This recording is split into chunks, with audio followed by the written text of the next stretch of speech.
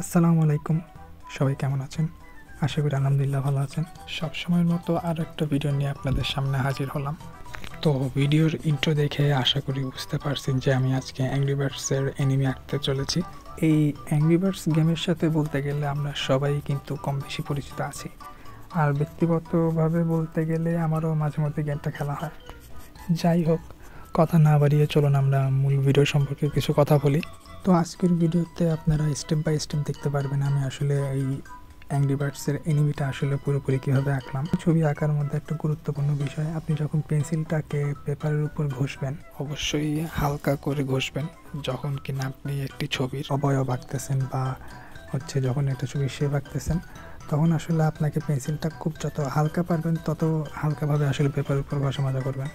কারণ পরবর্তীতে যখন আপনি এটা রাবার দিয়ে মুছতে যাবেন তখন দেখা গেল যে অতিরিক্ত চাপের ফলে যেই একটা দাগ হয়ে যায় পেজের উপরে, ওইটা আসলে থেকে যায়। তখন ছবিটা যখন আপনি তুলবেন ছবিতে বা দেখবেন চোখে, তখন আপনার ভালো নাও লাগতে পারে। তাই আমি সবসময় চেষ্টা করি যতটুকু কম প্রেশার আসলে কাগজের উপর দেওয়া যায়।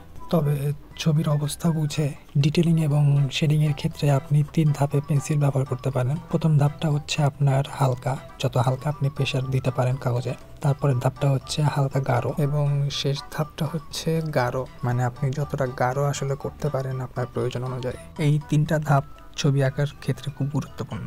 তবে অন্য একদিন এই বিষয়ে ডিটেলসে আমরা অন্য একটা ভিডিওতে কথা বলবো। এরই মধ্যে কিন্তু আমার অ্যাংরি বার্ডসের এনিমের অবয়বটা আঁকা শেষ হয়ে গেছে। আমি এই ড্রয়িংয়ের ক্ষেত্রে এখানে কালার পেন্সিল ব্যবহার করতেছি। আপনারা চাইলে এখানে মার্কার ইউজ করতে পারেন বা জল রঙও ব্যবহার করতে পারেন, বা যে যেটাতে স্বাচ্ছন্দ্য বোধ করেন। তো দেখতে পারতেছেন মোটামুটি এনিমির শেপটা আঁকা শেষ হয়ে গেছে।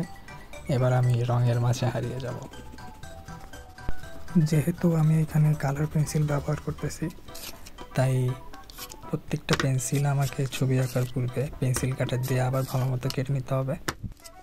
আপনি পেন্সিলটাকে যত বেশি শার্প করবেন, ড্রয়িংয়ের খাতার মধ্যে রঙটা তত বেশি ছড়াবে, দেখতেও ভালো লাগবে আর আপনার কষ্টটাও কম হবে।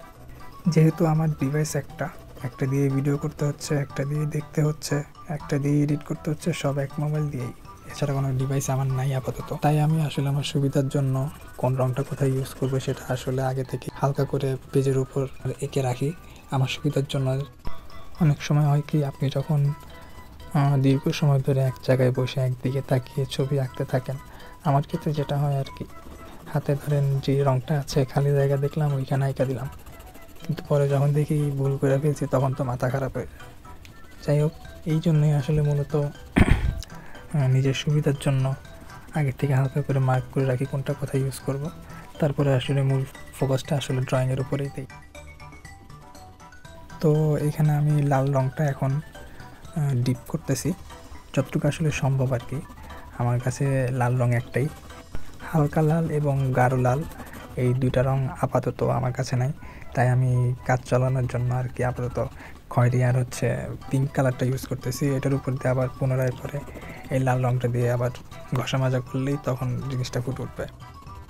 এবার এই ড্রয়িংয়ের শেষ ধাপে, যেহেতু আগে যে কালো বর্ডারটা দিছি ওইটা রং করার কারণে হালকা হয়ে গেছে, তো আমি এখানে আবার পুনরায় একটা মার্কার ইউজ করতেছি। এটা পার্মানেন্ট মার্কার, আপনারাও চাইলে এই সময় পার্মানেন্ট মার্কারটা ইউজ করতে পারেন।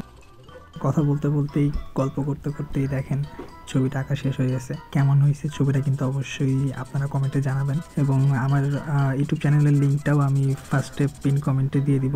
আশা করি সবাই আমার চ্যানেলটাতে ঘুরে আসবেন। আর আমার প্রতিদিনের এই রং নিয়ে মাখামাখি দেখতে হলে অবশ্যই কিন্তু আমার এই পেজটাতে ফলো দিয়ে রাখতে হবে। আশা করি এতক্ষণ ফলো দিয়ে দিচ্ছেন। যাই হোক, সুস্থ থাকবেন, ভালো থাকবেন, আল্লাহ হাফেজ।